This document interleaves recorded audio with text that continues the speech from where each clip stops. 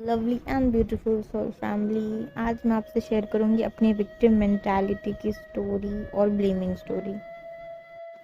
जब मैंने अपनी हीलिंग करना स्टार्ट की तो मैं एक विक्टिम मेंटालिटी में थी। मुझे ऐसा लगता था कि मेरे घर वालों ने मेरे लिए कुछ नहीं किया, मुझे बाहर जाने नहीं दिया, जॉब करने के लिए उस छोटे से शहर में ही रहने दिया। और मुझे ये भी लगता था सारी दुनिया की गलत चीज़ें मेरे साथ ही हुई है, सब कुछ मेरे साथ गलत हुआ, वो भी मुझे छोड़ के चला गया, सब कुछ।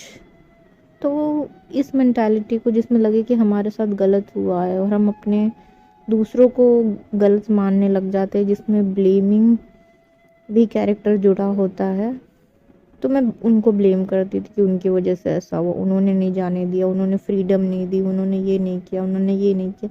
हमेशा ऐसे ही सोचती रहती, बोलती तो नहीं थी लेकिन ऐसा सोचती रहती। फिर जब टाइम मिलता था तो मेरे अंदर से वो बाहर आ जाता था, गुस्से के रूप में, इरिटेशन के रूप में। फिर एक दिन क्या हुआ, मेरे डीएम ने मुझे मिरर करना स्टार्ट किया। उन्होंने कहा कि देखो, माना कि उन्होंने नहीं जाने दिया, लेकिन इसके लिए तुमने क्या किया? क्या तुमने उन्हें कन्विंस किया? क्या तुमने उन्हें अपनी बात बहुत 200% अट्रैक्टिव तरीके से बताई कि वो तुम्हें जाने दे? क्या तुम खुद डिसीजन लेके चली गई? मैंने कहा इनमें से तो मैंने कुछ भी नहीं किया। तो बोले तुमने कुछ किया ही नहीं, तुम तो सिर्फ ब्लेम कर रही हो, तुम्हें करना चाहिए। फिर मैंने इस बात के बाद मैंने क्या किया, मैं चली गई सिर्फ ये बोल के कि अब जो भी होगा ना मेरे जॉब का, मैं दूसरे शहर जा रही हूँ, जो भी होगा मैं देख लूँगी, जो भी होगा मैं कर लूँगी। और उस समय मेरे अकाउंट में शायद 3,000 रुपये होंगे शायद।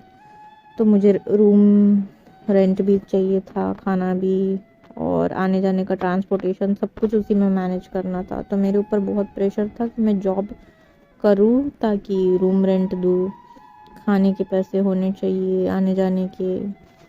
तो अब मैंने यहाँ खुद पे डिसीजन लिया कि मुझे तो करना ही है और मैं कर भी लूँगी। तो यहाँ मेरे अंदर कॉन्फिडेंस भी आ गया। मैं उस मेंटालिटी से भी बाहर निकलने के लिए एक्शन ली मैंने। तो अपने आप मेरी मस्कुलाइन एनर्जी बैलेंस होने लगी, और जो वुंडेड फेमिनाइन एनर्जी थी कि खुद के लिए डिसीजन नहीं लेना, मान लेना, जो कहा है बस मान लो, डिसीजन नहीं लिया बस मान लो, तो ये भी मैं इस चीज़ से उभर के ऊपर उठी।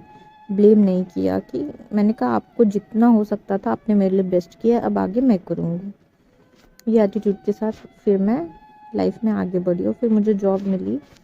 और फिर मैंने स्टार्ट किया जॉब करना। तो मैं धीरे धीरे ये समझ गई कि अच्छा, डीएम की याद आती थी जॉब करते करते, लेकिन मैं सोचती थी जीवन में पैसा भी इम्पोर्टेंट है, मनी भी इम्पोर्टेंट है।